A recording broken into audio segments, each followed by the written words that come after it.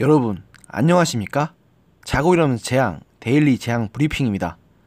여러분의 구독과 좋아요 그리고 공유가 여러분의 주변을 바꿀 수 있습니다. 꼭 부탁드립니다.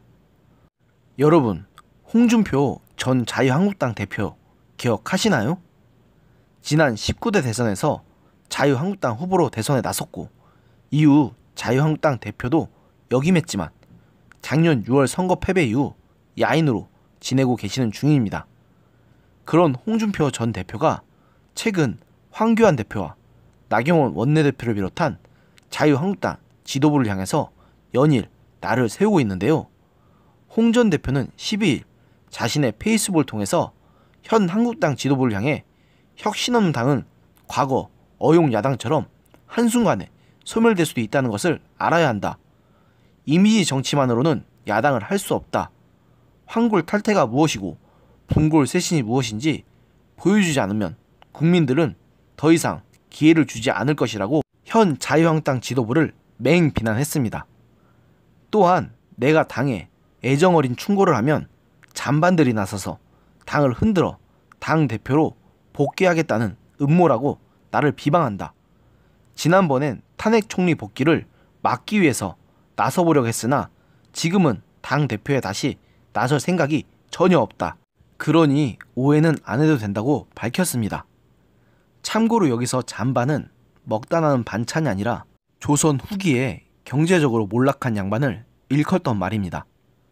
이어 나는 계파 없이 여당 때 한 번, 야당 때 한 번, 당대표를 2번씩이나 한 사람이라고 덧붙이기도 했습니다. 또 최근 뜨거운 반일 종족주의라는 책에 대해서는 이건 아니다 싶다. 왜 이 책을 보수 유튜버가 띄우는지 이해가 되지 않는다고 혹평했는데요. 홍 전 대표는 토지조사 사업, 쇠말뚝, 진용 위안부 문제 등 전혀 우리 상식과 어긋나고 오히려 일본의 신민사관 주장과 맞아떨어지는 것이 아닌가 하는 생각이다.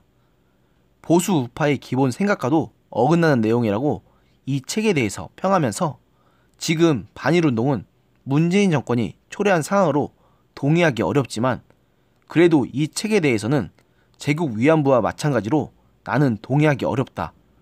이러니 보수 우파들이 좌파들의 친일 프레임에 걸려드는 것이라고 지적했습니다.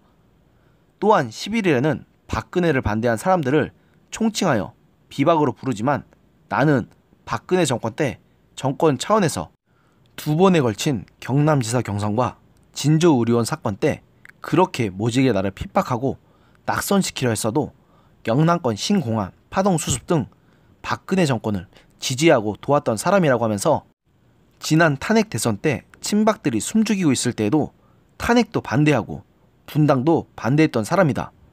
탄핵 재판의 부당성도 조목조목 열거하면서 대국민 호소까지 했다고 거듭 강조하면서 보수 붕괴 책임을 물어 책임 정치 차원에서 박근혜 전 대통령을 출당시킨 일은 있지만 나를 비박이라고 하는 것은 적절치 않다. 나는 친박도 비박도 아닌 홍준표로 정치해온 사람이라고 하면서 자신을 비박으로 부르지 않았으면 한다는 뜻을 밝혔습니다. 이렇듯 최근 홍준표 전 대표가 연달아 SNS에다가 의견을 쏟아내는 것을 보면 이분의 의중이 참으로 궁금해지는 대목입니다. 최근 들어서 문재인 정부의 실정이 거듭되면서 대선 당시 홍준표 당시 후보의 공약이 재평가되면서 홍준표가 옳았다라는 의견이 사람들 사이에서 나오고 있다 보니 와신상담하며 재기를 노리시는 것 같은데 현재의 페이스북을 통한 의견 개진은 그 연장선상에 있다고 봅니다. 홍준표 전 대표 역시 막말 이미지를 비롯해서 우파 진영 내에서도 선명성이 부족하다는 평가를 듣는 등 여러모로 많은 문제가 제기되는 것은 틀림없습니다. 그러나 홍준표 전 대표를 지지하는 분들도 적지 않은 것은 사실인 만큼 본격적으로 홍준표 전 대표의 목소리가 다시 힘을 얻게 된다면 이는 우파 진영 내에 적지 않은 여파를 불러일으킬 것으로 보입니다. 그리고 그것이 어떤 결과를 불러일으킬지는 계속해서 지켜봐야 할 것 같습니다. 오늘의 영상은 여기까지였습니다. 들어주셔서 감사합니다.